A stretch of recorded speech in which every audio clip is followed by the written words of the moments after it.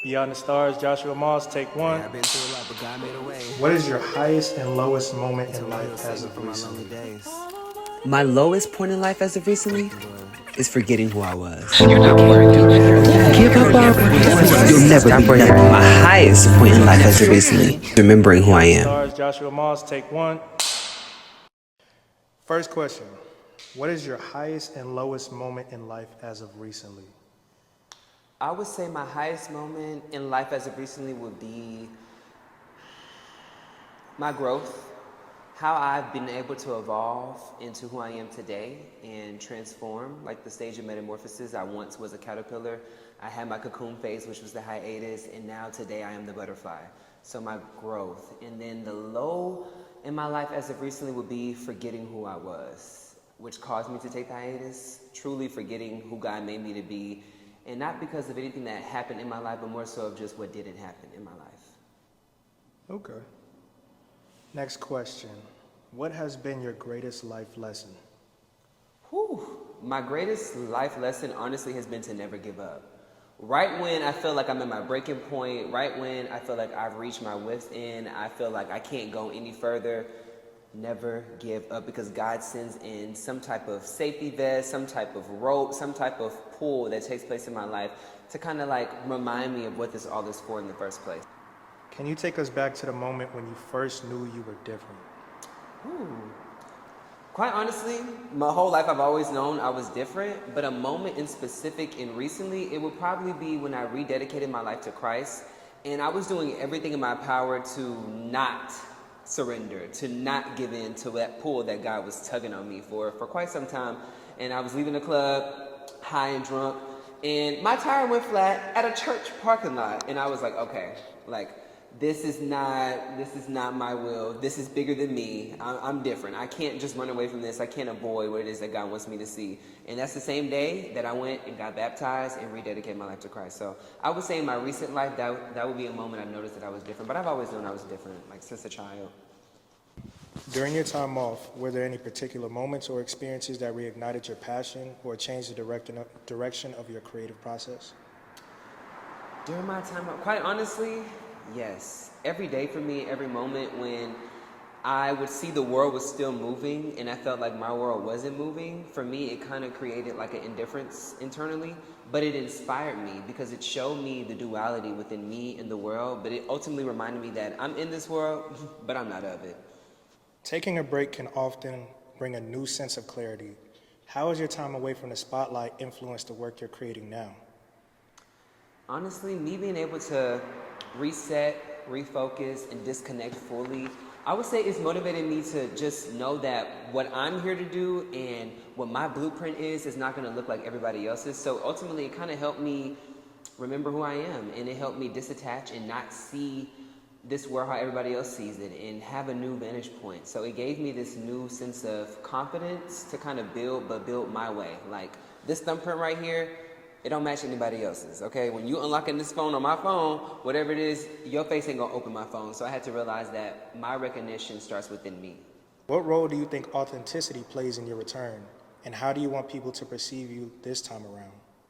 Personally, with me, within my brand, within my purpose, and everything that God has me doing right now in this current season of my life, it has encouraged me to be transparent. But now I've learned through this break, I've learned that being transparent is one thing. You can have the glass house and you can allow people to see in, but being vulnerable is different. Being vulnerable is giving something or giving someone something to hold of yours, giving the world something to hold, to either use or abuse. So now I'm learning to not only be transparent, but to be vulnerable, because your test could be someone else's testimony, okay? And it's not a burden, it's a blessing. What inspired you to come back now? And how does this phase of your career feel different than before? Quite honestly, I had to remind myself, like, for the longest during this break, I'm thinking like, and I'm planning, what is my comeback gonna look like? What is it gonna be that I'm gonna do? How am I gonna release this? And then God reminded me, he said, you never left, Joshua. You never actually left. So my new approach and tactic is looking at this like a marathon versus a race. Because I used to view it as a race. Like, ooh, I gotta get back, or ooh, I gotta do this, gotta keep up. But ultimately, I never left. So for me, it is just continuing what already has been done and what's already started that God is gonna finish. What do you hope your audience takes away from your return, whether in terms of your work or your personal journey? I pray that everybody takes that if I could do it, so can you.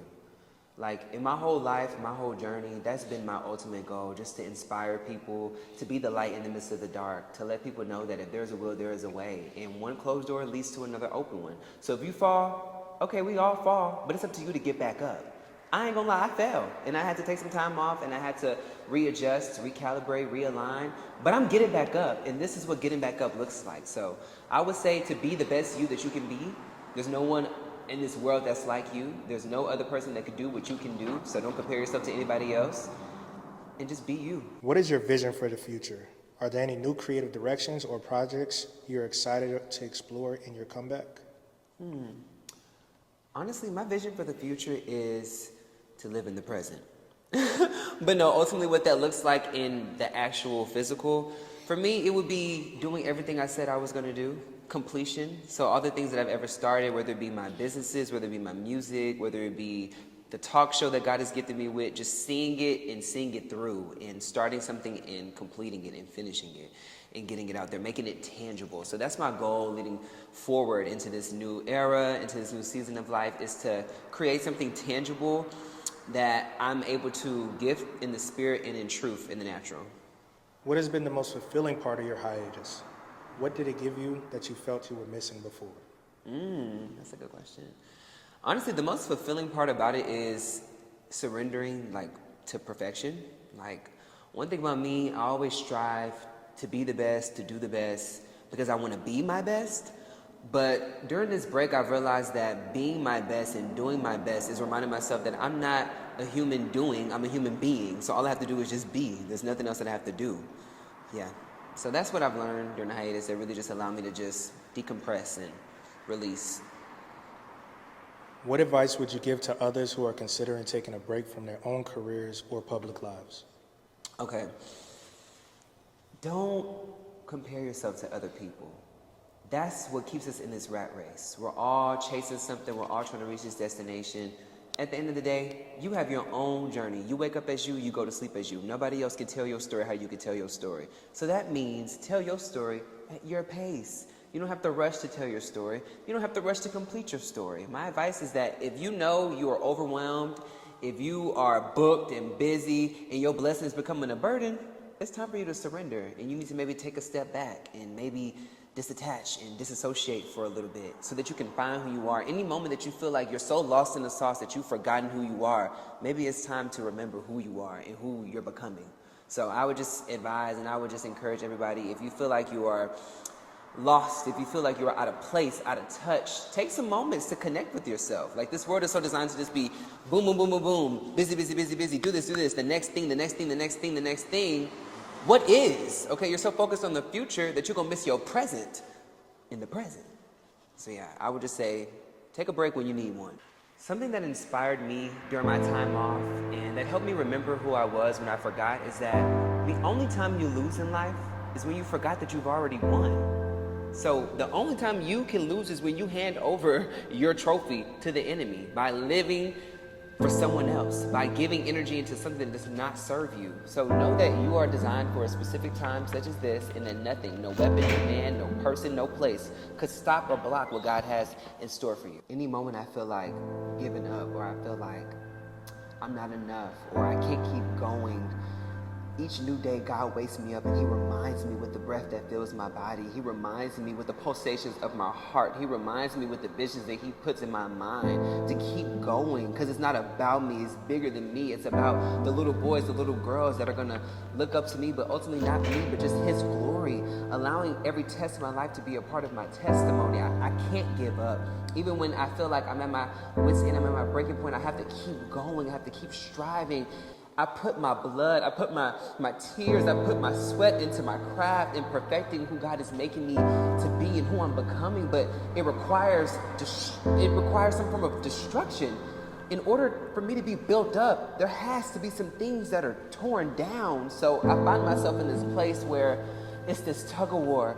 I feel like as soon as I get 10 steps ahead, I'm thrown 20 steps back. And then I have to just find myself in this constant surrender of just like, Lord, your will, not my will, your will, not my will, because I can't do it alone. I can't do it by myself. I can't do it if I don't have the strength of God. So I just want to let everybody know that where we are made weak, God is made strong. In any area, in any moment, it doesn't matter what it is. We all have a goal. We all have something we want to work towards that we want to do. But it's up to us to get there. It's up to us to trust that God is going to get us there. And I know it's like I find myself in this toxic relationship with the world where it's like kind of a form of like domestic violence. I'm getting beat up and then I'm going right back into it. And then you find yourself in this up and down roller coaster where the same hand that's reaching to pick you up, you come into the knowing of that being the same hand that knocked you down. And now it brings me to this place where I have to let go of all of that. I have to let go of what was so I can let go of what is, so I can let go of what will, just so that I can be at peace in every moment. That's what they mean with peace that surpasses all understanding. God's not talking about you just having so much peace, where you just, I have so much peace at once. No, it means I have peace right now, and I don't understand how I have peace in the midst of this storm, how I have peace in the midst of this situation, during this battle. So everybody, whatever you put your mind to, you can do it. At the end of the day, what I want everyone to take away from this is that none of us are perfect. I'm not perfect, even though I may try to be, but as long as we're all willing, as long as we're all willing to love, as long as we're all willing to learn, as long as we're all willing to live, then we can realize that this is all for a greater purpose. This is all much bigger than we are, no matter how small this world may try to make us feel. And I just want to encourage everybody that's listening to this under the sound of my voice that whatever it is, whatever idea, whatever goal, whatever dream, whatever vision that God has given you, get up, go and make it happen. Don't let the projections of other people that you've been wearing, them clothes that don't fit, they're not your size. Take them off and go do what it is that God sent you here to do. We're sitting in a world filled with distractions, trying to have us living in this illusion. I'm done pretending.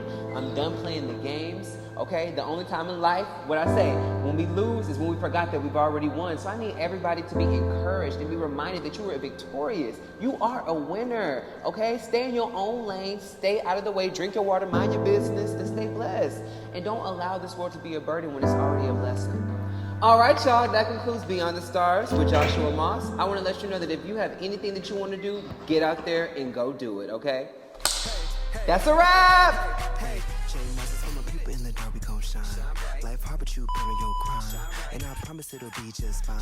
Listen to this song, just ride. Just ride, just ride, just ride, just ride, just ride. Just